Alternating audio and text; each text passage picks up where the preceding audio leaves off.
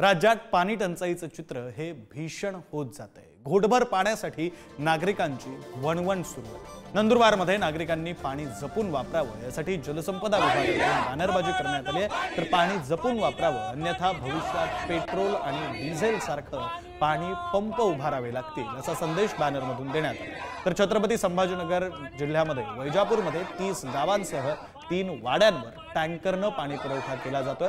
बाभुळगाव खुर्दमध्ये देखील टँकर सुरू करण्यासाठी महिलांनी हंडा मोर्चा काढलाय। इतर इगतपुरीमध्ये आदिवासी नागरिकांना पिण्याच्या पाण्यासाठी 10ही दिशांना भटकंती करावी लागते। इकडे जालन्याच्या रेवगावमध्ये पाण्याअभावी फळबागा सुकू लागल्या।